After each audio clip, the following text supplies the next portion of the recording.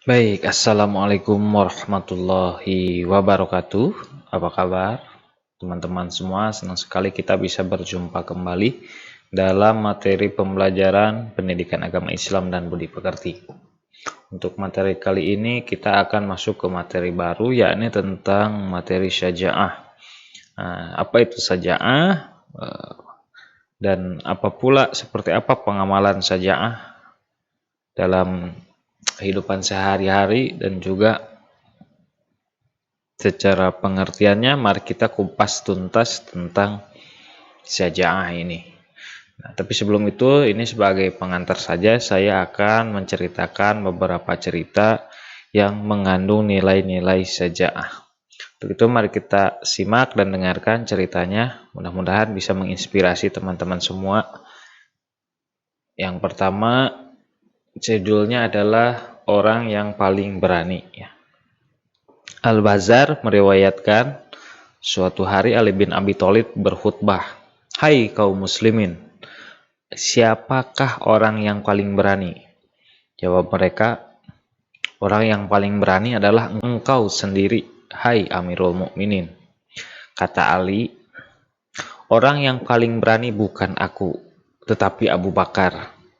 Ketika kami membuatkan Nabi gubuk di Badar, kami tanyakan, siapakah yang berani menemani Rasulullah SAW dalam gubuk itu dan menjaga dari serangan kaum musyrik? Di saat itu tiada seorang pun yang bersedia kecuali Abu Bakar sendiri. Di waktu yang lain, aku menyaksikan Nabi dihalau orang musyrik dan menyakiti beliau seraya berkata, 'Apakah kamu menjadikan beberapa Tuhan menjadi satu Tuhan?' Di saat itu, tidak ada yang berani membela Nabi selain Abu Bakar dan memukul mereka sambil berkata, 'Apakah kamu hendak membunuh orang yang bertuhankan Allah?' Kemudian Ali berkata, 'Adakah orang beriman dari kaum Fir'aun yang lebih baik dari Abu Bakar?' Semua jamaah diam saja.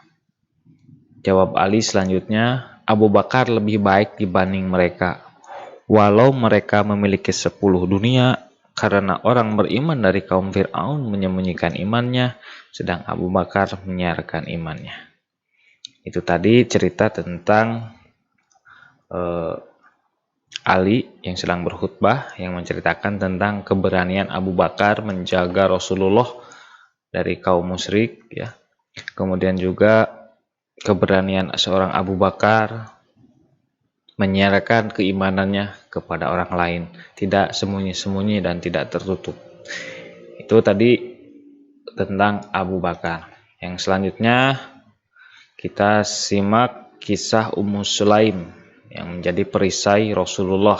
Saat pulang dari Syam atau Suriah, Malik berjumpa Ummu Sulaim, istrinya yang sudah masuk Islam. "Apakah kau sudah berpindah agama?" tanya Malik dengan marah.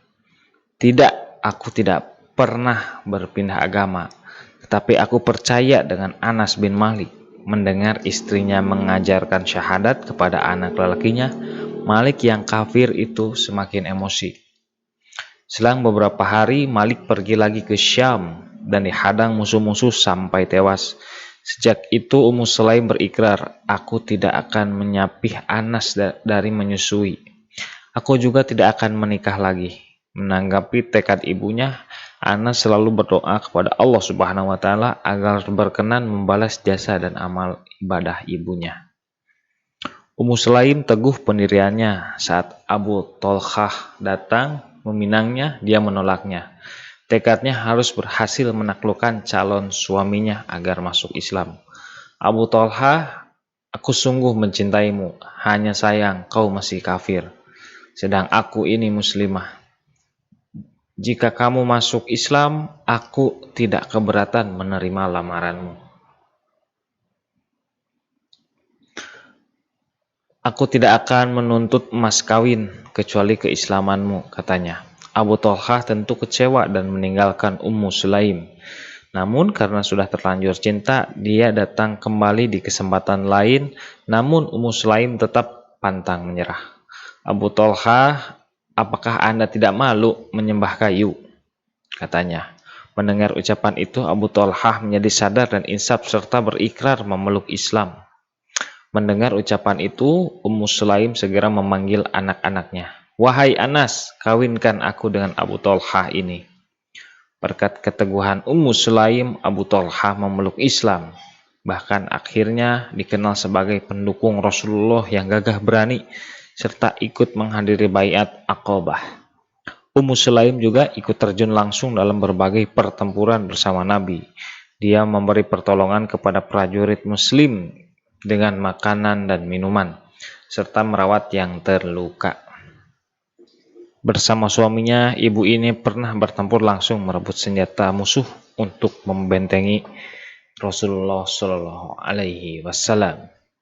Tadi cerita tentang Ummu Sulaim yang berani menolak lamaran orang yang tidak seiman dan mampu menyadarkan orang yang tidak seiman dengannya untuk masuk Islam.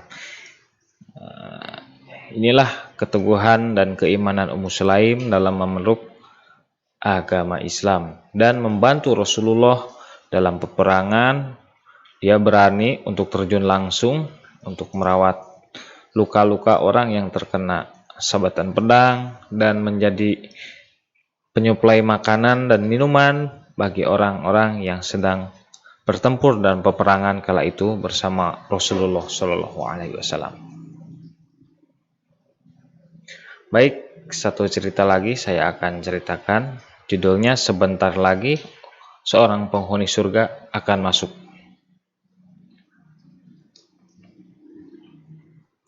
Dari Anas bin Malik, suatu ketika Rasulullah SAW duduk di Masjid Nabawi dan berbincang-bincang dengan para sahabat. Tiba-tiba beliau bersabda, "Sebentar lagi seorang penghuni surga akan masuk kemari."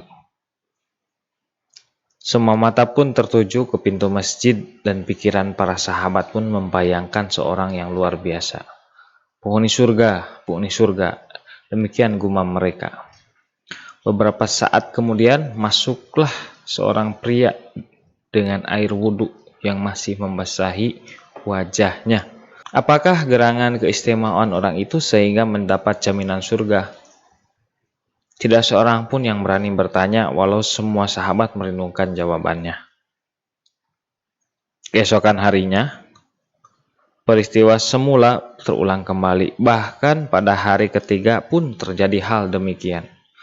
Abdullah, putra gubernur pertama di Mesir, Amr bin Al-As, tidak tahan lagi. Meski ia tidak berani dan khawatir mendapat jawaban yang tidak memuaskannya, maka timbullah suatu ide dalam benaknya. Ia pun mendatangi si penghuni surga sambil berkata, "Wahai saudaraku, bolehkah aku menginap di rumahmu selama 3 hari?" Tentu, jawab si penghuni surga dengan yang ternyata seorang Ansor bernama Sa'ad bin Amr bin Al-As. Setelah memperhatikan, mencermati, bahkan mengintip si penghuni surga, ternyata tak ada sesuatu pun yang istimewa. Tidak ada ibadah khusus yang dilakukan si penghuni surga. Tidak ada sholat malam, tidak ada pula puasa sunnah. Ia bahkan tidur dengan nyenyak sehingga beberapa saat sebelum fajar memang sesekali ia menyebut nama Allah di pembaringannya, tetapi sejenak saja dan tidur pun berlanjut. Pada siang hari, si penghuni surga bekerja dengan tekun. Ia ke pasar sebagaimana hal orang-orang ke pasar. Pasti ada sesuatu yang disembunyikan atau yang tak sempat kulihat. Aku harus berterus terang kepadanya. Demikian gumam Abdullah bin Amr. Apa yang engkau lihat itulah saya, jawab si penghuni surga. Dengan rasa kecewa, Abdullah bin Amr bermaksud kembali ke rumah.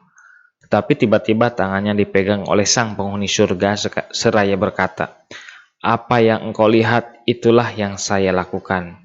Ditambah sedikit lagi, saya tidak pernah merasa iri terhadap seseorang yang dianugerahi nikmat Allah Subhanahu wa Ta'ala. Tidak pernah pula saya berdusta dalam melakukan segala kegiatan saya." Itulah cerita tentang seorang yang penghuni surga, calon penghuni surga, yang menurut Rasulullah SAW dia tidak pernah iri terhadap seseorang dan tidak pernah pula melakukan dusta terhadap kegiatan apapun. Ini yang perlu kita contoh. Dari ketiga cerita tadi terdapat banyak sekali nilai-nilai syaja'ah. Nah, apa pengertian syaja'ah dan seperti apa isi tentang syaja'ah kita akan bahas di materi selanjutnya. Terima kasih sudah menyimak cerita saya. Mudah-mudahan bisa menginspirasi dan mudah-mudahan bisa bermanfaat bagi kita semua. Assalamualaikum warahmatullahi wabarakatuh.